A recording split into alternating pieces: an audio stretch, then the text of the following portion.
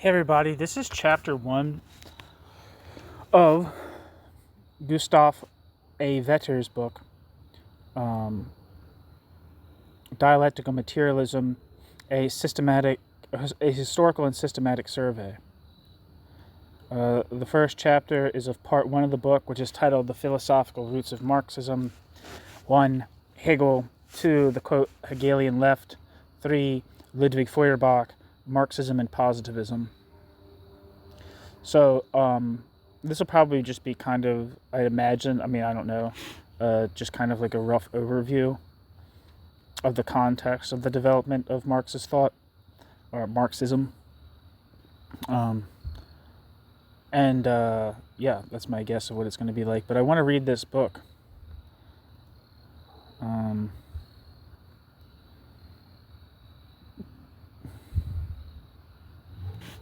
So yeah, I'm starting there. So here we go.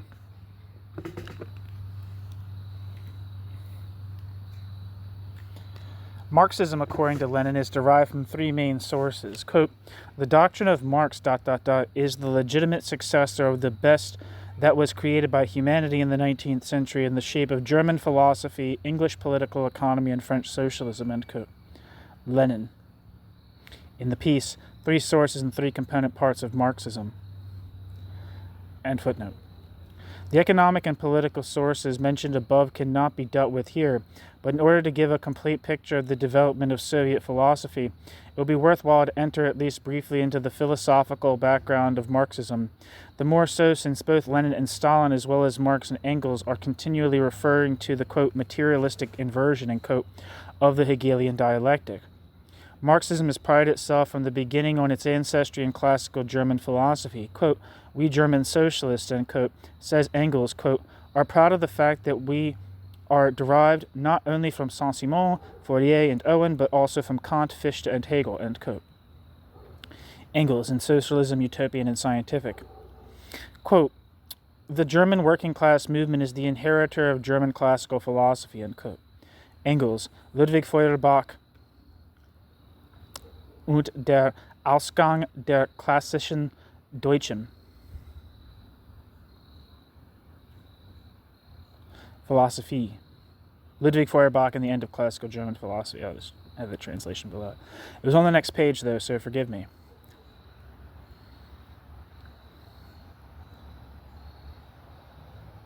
End footnote.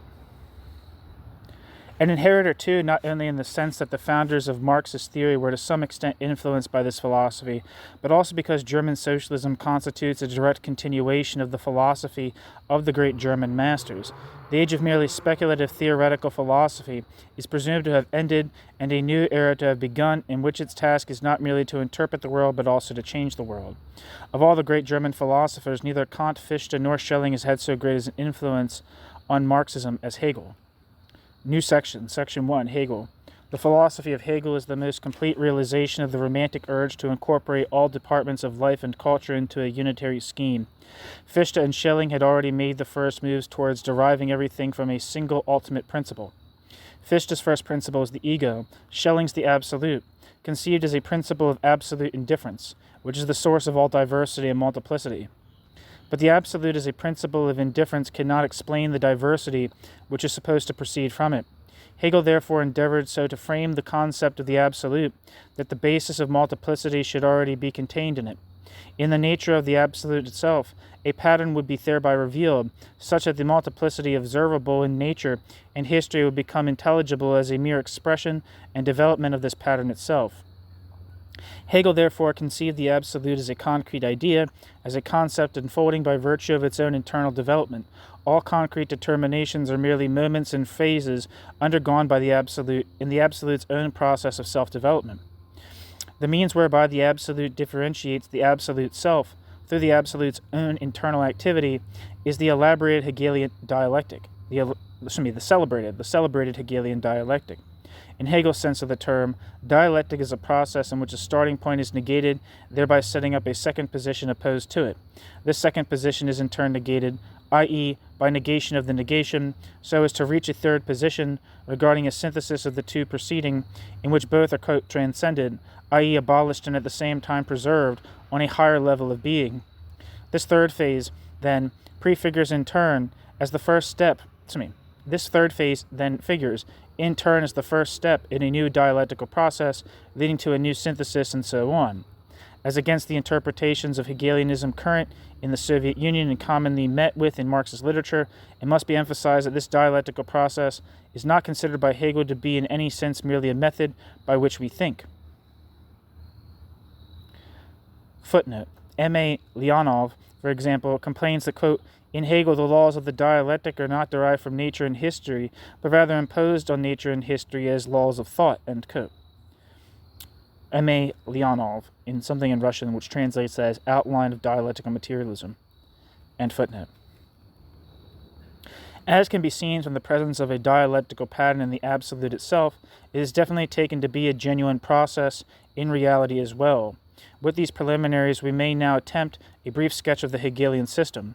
In the first place, Hegel sets before us in his logic the development of the absolute, its self-determination by means of the predicates or quote categories, beginning with the most general and at the same time the emptiest, pure being. From this primary category, the self-determination of the absolute proceeds by way of its negation, non-being, to the first synthesis, becoming, which represents the identity of being and non-being. The absolute thereby acquires a determination, which then becomes the starting point for a new dialectical step forward. In this way, the absolute gradually enriches itself through ever higher degrees of determinacy until it finally reaches the highest phase of its dialectical development, in which it realizes itself as absolute idea. At this stage, the absolute embraces and excludes the entire process whereby it realizes and determines itself under the lower categories. One must beware, however, of thinking of this process as a temporal process. It is merely an unfolding of what is simultaneously present in reality, an unveiling of the inner structure of the absolute itself, as the absolute exists, quote, prior to the creation of nature and finite spirit, unquote. Hegel. The book, the logic, therefore shows us the absolute as the absolute is in itself, prior to the creation of the world, nature and finite spirit, and independent of nature and finite spirit. The second part of the Hegelian system consists of the philosophy of nature, which depicts the idea in the idea's self-external aspect as otherness. But the idea thus outwardly embodied in nature retains a tendency to revert to its own original unity. We therefore perceive in nature an ascent towards an ever higher unity, interconnection, and inwardness. The mechanical, the physical, and the organic represent stages whereby the idea in nature endeavors to regain this unity. Eventually, the idea attains this goal, returning from its outer embodiment in nature back into itself, and this returning in upon itself constitutes spirit. Hence, the third part follows, the philosophy of spirit, which Hegel again sets forth in three stages. The first stage consists of the doctrine of subjective, individual spirit, in which Hegel deals with psychology and anthropology. In the second phase of Hegel's philosophy of spirit, Hegel develops Hegel's doctrine of the objective universal spirit, which finds expression in law, morality, and ultimately in morality and law's synthesis, ethical life. The highest realization of this ethical life is discerned by Hegel in the state, and more particularly in the Prussian monarchy of his own day. I think there's some dispute about that within Hegel literature, about the degree to which Hegel's ideal state actually conformed to anything conformed to the actual Prussian state at the time. This doctrine of the objective spirit is closely connected with this philosophy of history, which has exercised great influence on more recent philosophy. The culmination of Hegel's system is to be found in the doctrine of absolute spirit. The objective universal spirit does not yet represent the highest stage attainable by the idea in the course of its return to itself, since the universal spirit is not conscious of itself. This occurs only in the synthesis of objective and subjective, individual spirit, which gives rise to absolute spirit. At this level, spirit exists not merely, quote, in itself, but also, quote, for itself. Spirit attains full self-possession. Spirit arrives at this self-knowledge, moreover, in three different ways. In art, spirit contemplates art's own nature. In art, spirit contemplates spirit's own nature intuitively. In religion, spirit represents this nature by means of imagery. And in philosophy, Spirit finally achieves an adequate grasp of this nature by means of the concept. Hence there arise three complementary disciplines: aesthetics, the philosophy of religion, and the history of philosophy. Philosophy and religion, according to Hegel, have the same content. The difference lies merely in their mode of expressing that content. In religion, this content takes the form of imagery and historical circumstance. In philosophy, of the concept. Philosophy is the highest stage in the development of spirit, since in philosophy, the spirit gains access to the spirit self in a manner adequate to the spirit self, namely in the form of the concept. Since Hegel considers philosophy and religion to have the same content, Hegel makes it his business to offer a philosophical interpretation of Christian dogma, a rationalistic interpretation, naturally directed against those who would separate knowledge and faith, whether in the name of clerical orthodoxy or rationalistic enlightenment. The philosophy of Hegel is of great significance for Marxism. Two of its features, in particular, exercising a powerful attraction of Marxist thinkers. The first of these is the philosophy of Hegel's revolutionary dialectical method, that advanced beyond negation to the negation of the negation. It is this which constitutes the internal dynamic of the Hegelian system, whereby everything appears to be continually on the move, in process of becoming, and nowhere comes to a stop. But there is also its immense power of synthesis, whereby the whole range of human knowledge is apprehended in all its living unity. This is what Lenin had in mind describing Hegel's scheme, for all its mysticism and empty pedantry, as a, quote, work of genius, unquote. Quote, the idea of a world embracing universal living interconnection of all things one with another. End quote. Lenin in Philosophical Notebooks. What Marxism could not tolerate, however, was Hegel's idealism and the reactionary anti-dialectical tendency of this system in presenting itself as the summit of philosophical spirit and the Prussian monarchy as the final incarnation of the spirit. This conservatism of outlook leads Stalin to interpret Hegelianism as a philosophy of aristocratic reaction against the French Revolution.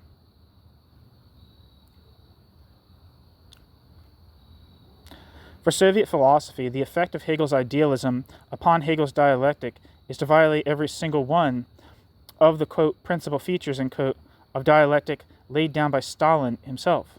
The real connections in the world are supplanted by intellectual fabrications as ascending order of development occurs. For Hegel, in the realm of spirit only, and not in nature, the transition from quantity to quality, in Hegel's sense, refers not to the concrete historical development of the world, but only to the concept of quality as a logical category, and objective contradictions in reality are likewise transformed by him into merely logical contradictions between concepts. For these reasons, Marxism has set itself all along to preserve what is, quote, valuable in Hegel, namely the dialectical method, while replacing idealism by materialism, and so transforming the, quote, idealist dialectic, end quote, into a, quote, materialist dialectic, and thereby, quote, turning Hegel upside down, however,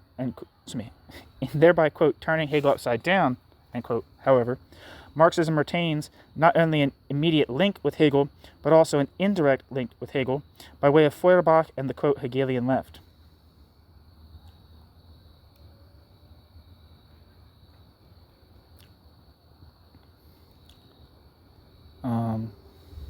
Section 2. The, quote, Hegelian left.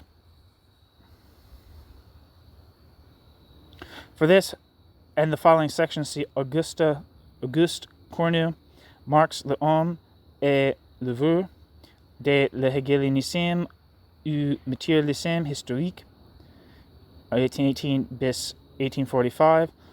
If you don't know Auguste Cornu, what is he?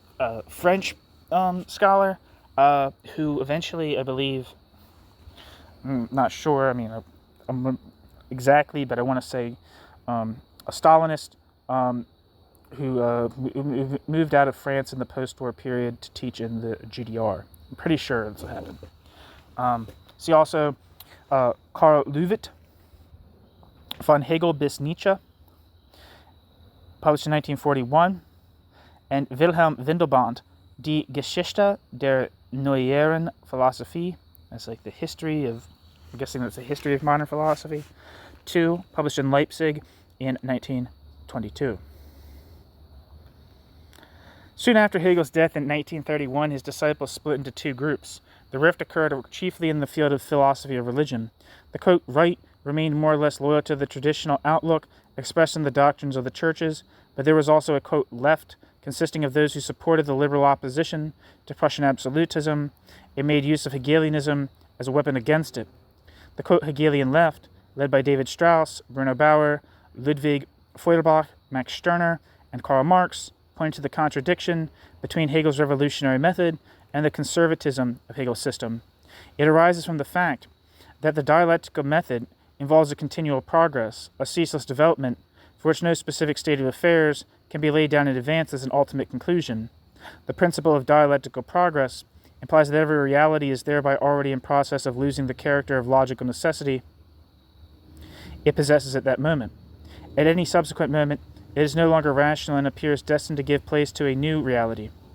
But this dialectical character of Hegel's method is at variance with his system, which differs entirely in recognizing a particular state of affairs as final. In politics, the Prussian state; in philosophy, Hegelianism itself.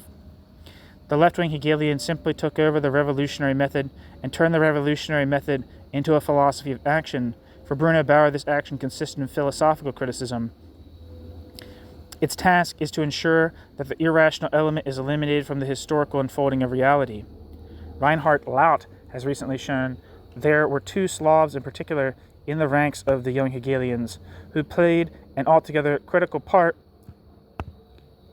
in the intellectual development of the youthful Marx.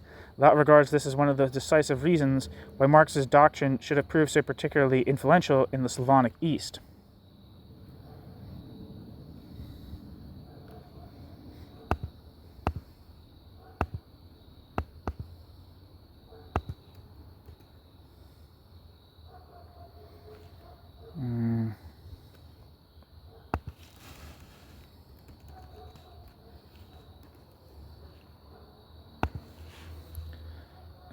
German Wikipedia says, just says Reinhard Laut lived from 1919 to 2007 and was a German philosopher.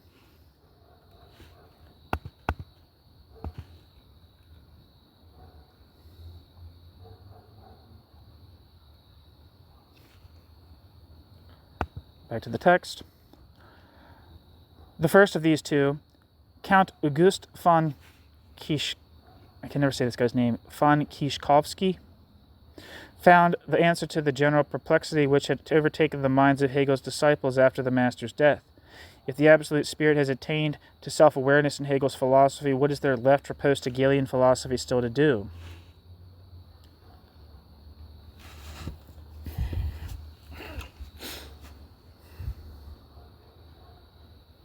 In his book, Prolegomena to Historiosophy,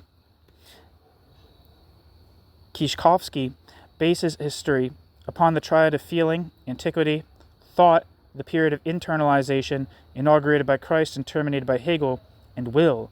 In future reality is to be transformed by will, by action.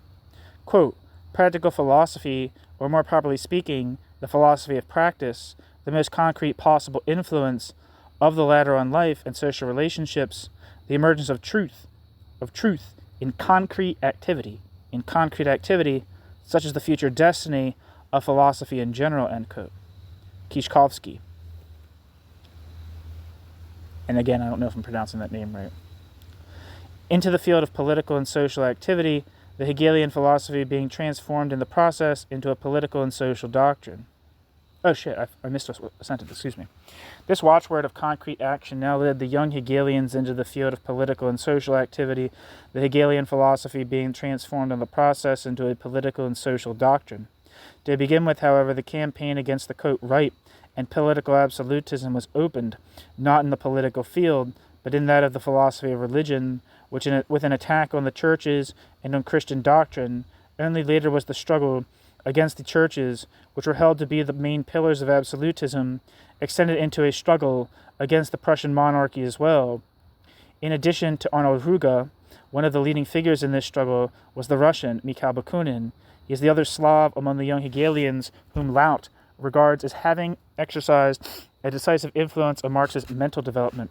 In his well-known article, Reaction in Germany, in the Deutsche Jahrbucher, He attempted to provide a theoretical foundation for the implacable hostility shown by the Hegelian left, not only towards the churches, but increasingly also towards the Prussian state. Thesis and antithesis can only achieve reconciliation and synthesis insofar as the thesis remains capable of forming an organic synthetic whole with the antithesis. But as regards the opposition of freedom and unfreedom, this is at present no longer the case. Hence, the thesis must now be simply destroyed by the antithesis. Bakunin then seeks to justify this primacy of the negative over the positive by way of philosophical deduction, and ends his article with the fiery summons, quote, "Let us put our trust, therefore, in the eternal Spirit, who shatters and destroys only because he is the unfathomable and eternally creative source of all life. The desire to destroy is itself a creative desire," end quote. Bakunin. For Bakunin, therefore, the dialectic has a quite different grounding from the Hegelian grounding. The opposites are no longer reconciled in the synthesis. Instead, this thesis is destroyed by the antithesis. The antithesis is thereby lifted at the same time to a higher qualitative level and becomes the general starting point for the formation of an entirely new reality, which Bakunin took to be embodied in democracy. Quote, "The victory of democracy will be not merely a quantitative change, but a transformation of quality, a new living and genuine apocalypse, a new heaven and a new earth, a young and splendid world, in which all present discords will be resolved in a harmonious unity," end quote. Bakunin. Kishkovsky's ideas are operative in the Marxian doctrine of, quote, practice. Bakunin's antithetical dialectic may be traced wherever Marx envisaged the proletariat in the role of a, quote, gravedigger, end quote, whose task it is to, quote, eliminate the class enemy and so bring about a, quote, new earth, end quote, a qualitatively different kind of reality in which all antisocial tendencies will have been erased from the, quote, new man, end quote, where selfishness and crime exist no longer and where work has become the first necessity of human life. Footnote. On all this, see Reinhard Laut's book, Die, quote, Vertwirtschaftete, quote, Humanität, Grundvoraussetzungen der philosophischen Weltanschauung von Karl Marx, published in Neue Deutsche Hefte, published in 1955. End footnote. New section, section 3, Ludwig Feuerbach. Of all the left Hegelians, it was certainly Feuerbach who exercised the greatest influence on the intellectual development of Karl Marx. Originally a follower of Hegel, Feuerbach finally severed Feuerbach's connection in 1839, though without ever being able to free himself entirely from the influence of his master. Feuerbach's objection to Hegel's system is based on a weakness in the system's philosophy of nature. Here, Hegel's attempt at a general deduction of the infinite variety of individual objects in nature has encountered a barrier which it could not get over. Hegelianism, as Feuerbach saw it, had certainly been able to provide an account of nature in general as outward embodiment of the idea, and to derive from it forms and laws of a highly general kind, but it had not succeeded in deducing a priori the infinite multiplicity and diversity of individual concrete instances. Hegel had seen in this a lack of congruence between reality and the concept, which he entitled the contingency of nature, ascribing it not indeed to a weakness of the concept or of philosophy, but to the weakness of nature, which thereby betrays its subservience in relation to spirit. Footnote. Here, however, we have no wish to prejudge the issue as to whether the nature of the dialectical process in Hegel consists in an a priori type of deduction, or whether, as more recent authorities have maintained, it is really a sort of scrutiny of essences. It is admitted, even by those who take this latter view, that it is in the field of nature philosophy that Hegel's system breaks down. Hartmann sees in the inability of Hegel's philosophy of nature to lay hold of the entire multiplicity of concrete instances, quote, only one among many indications that the plan and outline of Hegel's philosophy of nature is not free from objection, even from the standpoint of his own method, end quote. The explanation being that Hegel was, quote, from the very start a philosopher of the spirit, end quote, for whom the philosophy of nature always remained a stepchild. End footnote. Feuerbach reverses this relationship, taking this relationship, not that reality is inadequate to the concept, but rather that the concept is inadequate to reality. In his critique of the Hegelian philosophy of 1839, Feuerbach sees it as a major flaw in the dialectic that it allows for succession but not coordination, time but not space. Hence, it can justify history but not nature. Hegelianism, with its historical approach, is incapable of accounting for nature, cannot understand nature, and therefore regards nature as, quote, contingent. But in actual fact, this, quote, contingency is the true reality, since all the laws of nature, deduced by Hegel a priori, can only have meaning in application to concrete cases. The individual, on the other hand, can never be deduced at all. The essence of nature, therefore, resides in these individuals, with which Hegel's doctrine is incapable of dealing. But if a philosophy cannot comprehend the individual, that philosophy ought to be rejected. In this way, Feuerbach, having first supported Hegel, later turned against Hegel. But Feuerbach also took a step further.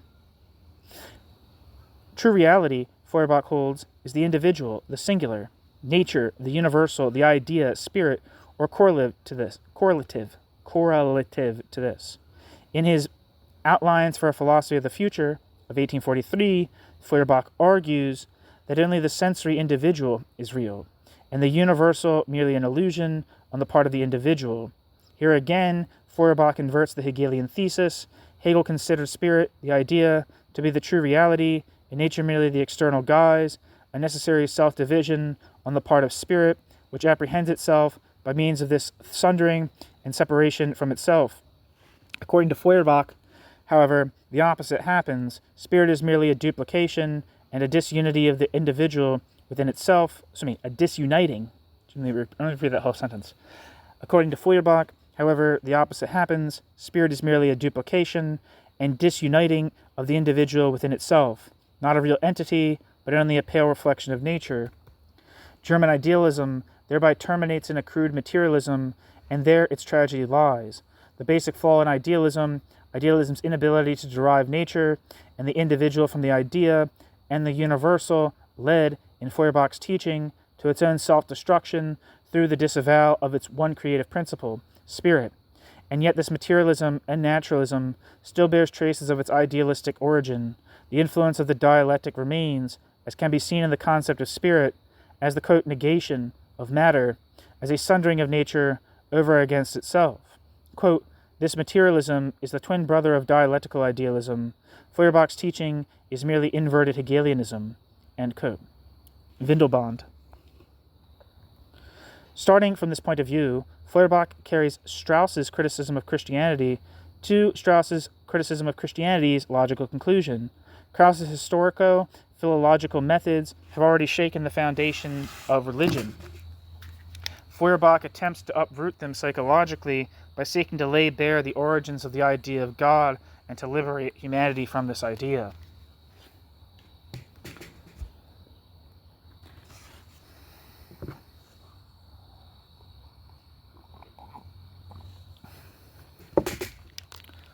Religion, in his view, is an illusion arising from the fact that man ascribes reality to his nature.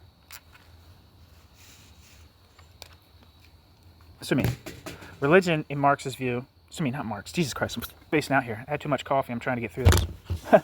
Religion, in Feuerbach's view, is an illusion arising from the fact that man ascribes reality to his own nature, of which he forms a concept for himself, and sets this up over against himself as something alien to him. Quote, religion, at least the Christian, is the relation of man to himself, and more correctly, to man's own nature, i.e. man's subjective nature, but a relation to it, viewed as a nature apart from his own. The divine being is nothing else than the human being, or rather, the human nature purified, freed from the limits of the individual man, made objective, i.e. contemplated and revered as another, a distinct being. End quote. Ludwig Feuerbach, Das Wesen des Christentums, Sämtliche Werke, 6. Translated as The Essence of Christianity by Marion Evans. End footnote. Man sets up his own nature as God to himself by magnifying it to infinity. Hence this nature appears to him as something alien to himself. God is that which man would wish to be. Religion thereby becomes a product of human needs and wishes. Quote, religion is the disuniting of man from himself. He sets God before him as the antithesis of himself. God is not what man is not what God is. God is the infinite, man the finite being. God is perfect, man imperfect. God eternal, man temporal. God almighty, man weak. God holy, man sinful. God and man are extremes. God is the absolute positive, the sum of all realities, man the absolutely negative, comprehending all negations. End quote.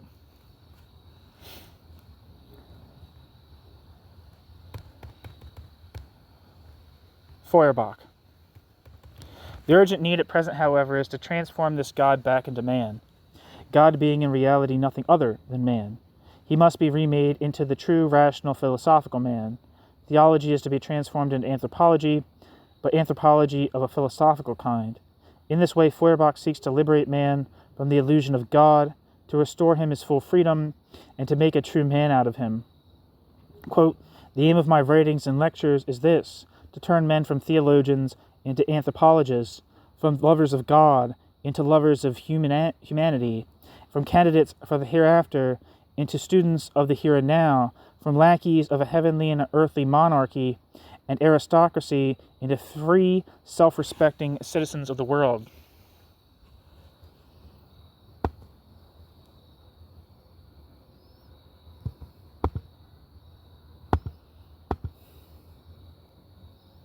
Gotta copy that down. That's some good shit.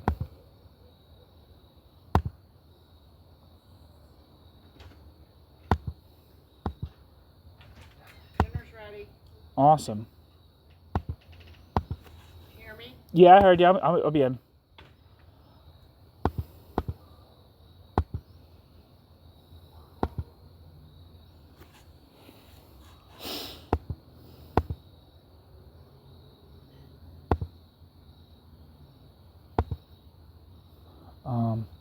And at the end of the final lecture, Feuerbach expresses the hope that he has not failed in his task. Quote, the task, that is, of turning you from friends of God into friends of man, from believers into thinkers, from praying men into working men, ...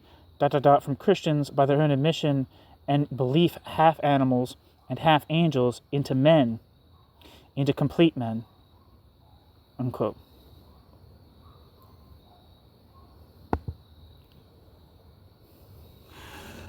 Feuerbach.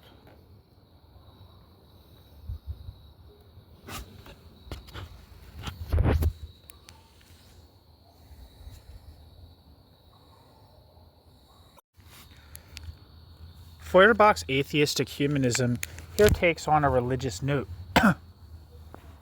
Quote, our relation to religion is therefore not merely negative, but a critical relation.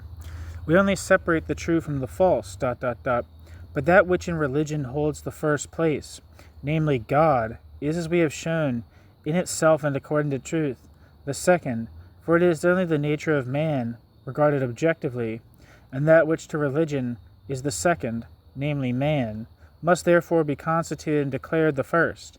Love to man must be no derivative love. Love to man must be original. Bracket, only so can love become a true, holy, and positive force, in the bracket. If human nature is the highest nature to man, then practically also the highest and first law must be the love of man to man. Homo homini des est.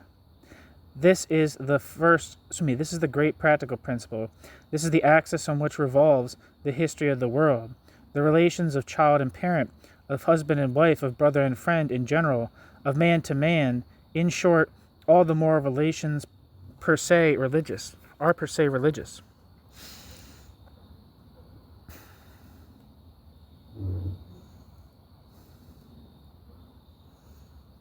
End quote.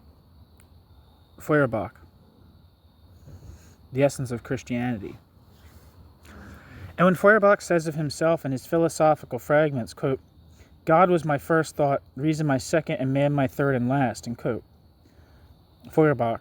The implication is that Feuerbach's humanism has never quite renounced its religious origins. Quote, man is man's God, end quote, and other such things confirm the irony of Stirner, He described Feuerbach as a, quote, pious atheist, end quote.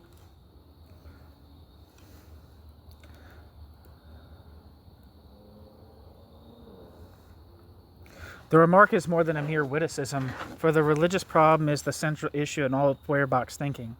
Bulgakov applies to him a saying of the hero in one of Dostoevsky's novels, quote, God has been tormenting me all my life, end quote. Bulgakov, or cited in Bulgakov.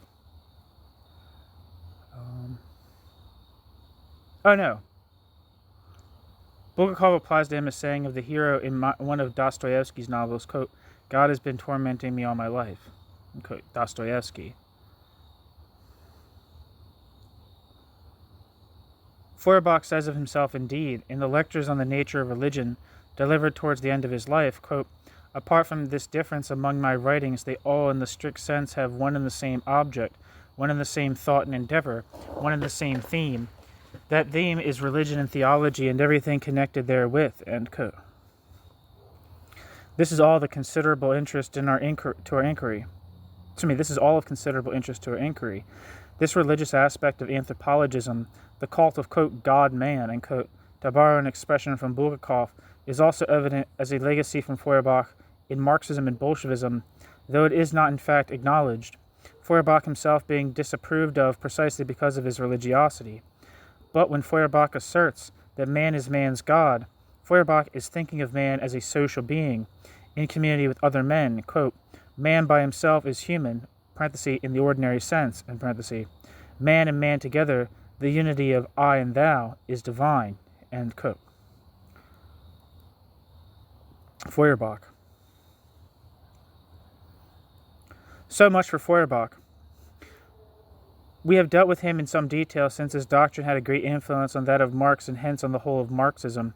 Feuerbach's influence on Marx is expressly underlined by Masaryk, who extends his exhaustive account by remarking, quote, who ends his exhaustive account by remarking, quote, anyone who has mastered these few pages on Feuerbach knows more of Marxism than he could from an undigested reading of the first volume of Capital, end quote. T.G. Masaryk.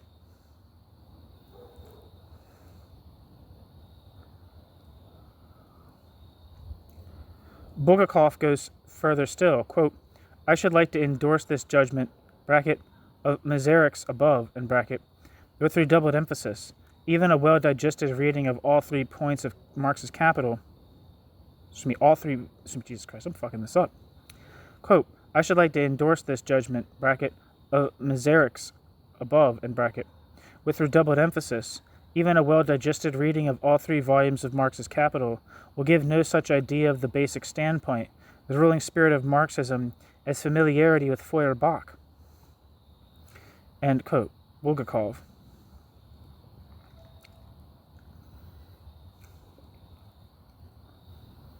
Marx's chief debt to Feuerbach is the idea of humanism.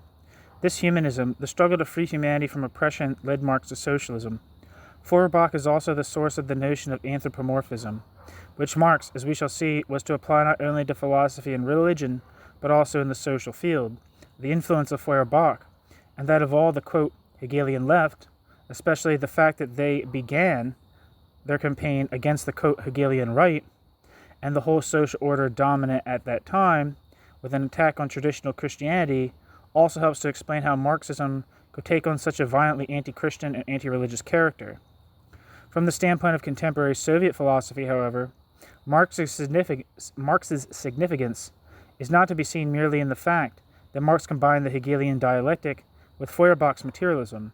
Such a view, of which Plekhanov and de Burin are accused, would mean looking at Marx's philosophical work too much from the logical angle, as a purely ideal development, whereas in reality his philosophical career must be viewed in the closest possible connection with the proletarian struggle for liberation. In detail, the following objections are more particularly raised by the Soviet philosophers against Feuerbach's philosophy.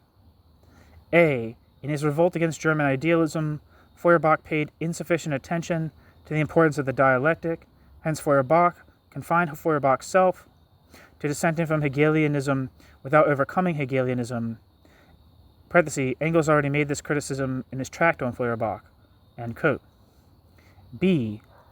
Owing to his neglect of the objective significance of the dialectic in everyday life, Feuerbach's materialism has an excessively abstract, contemplative, quote, metaphysical character, parenthesis, as it has been called since Engels, end parenthesis, in conceiving of man as an absolute, unalterable entity, given once and for all, regardless of his historical development and concrete situation. C. Feuerbach's humanism is too religious. Feuerbach does no more than replace the religious link between man and God by an equally religious relationship of men to other men. Or men to one another, Section 4. Marxism and Positivism. In addition to Hegel and Feuerbach, Masaryk also mentions positivism as a further source of Marxist philosophy. Apart from the latent positivistic elements in some of the German philosophical systems, in Schopenhauer and Stirner, for instance, and even in Hegel himself, Marx was especially influenced, in Masaryk's opinion, by French positivism, with which he came into contact particularly during his stay in France from 1843 onwards. Communist reviewers of earlier German editions of this book have taken violent exception to this suggestion.